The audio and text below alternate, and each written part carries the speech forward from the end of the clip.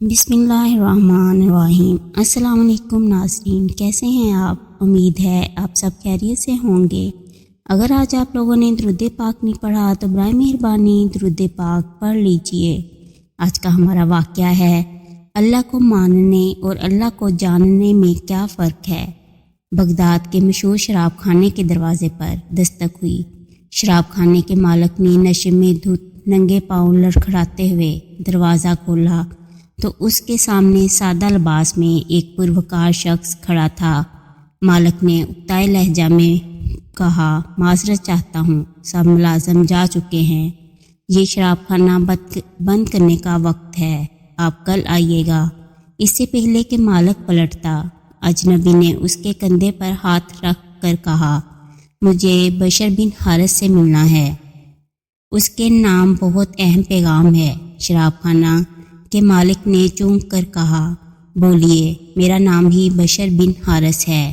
اجنبی نے بڑی حیرت سے سر سے لے کر پاؤں تک سامنے لڑکھڑاتے ہوئے شخص کو دیکھا اور بولا، کیا آپ ہی بشر بن حارث ہیں؟ مالک نے اکتائے ہوئے لہجے میں کہا، کیوں، کوئی شک؟ اجنبی نے آگے بڑھ کر اس کے ہاتھوں کو بوسہ دیا اور بولا، سنو بشر بن حارث، خالق ارض و سما نے مجھے کہا ہے کہ میرے دوست بشر بن حارث کو میرا سلام عرض کرنا اور کہنا، جو عزت تم نے میرے نام کو دی تھی وہی عزت رہتی دنیا تک تمہارے نام کو ملے گی۔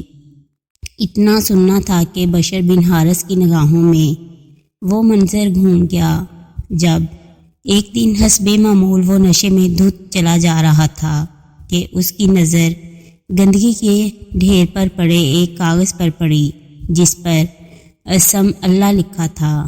بشر نے کاغذ کو بڑے احترام سے چوما، صاف کر کے پاک جگہ رکھ دیا اور کہا، اے مالک عرش العظیم، یہ جگہ تو بشر کا مقام ہے، تمہارا نہیں۔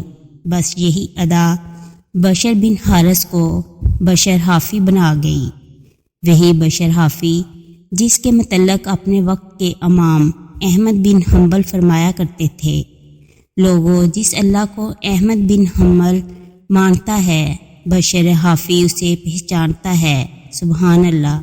اگر آپ کو میری یہ ویڈیو پسند آئے تو اسے لائک اور شیئر کریں، میرے چینل کو سبسکرائب کریں اور کمنٹ سیکشن میں اپنی رائے کا اظہار لازمی کریں۔ شکریہ۔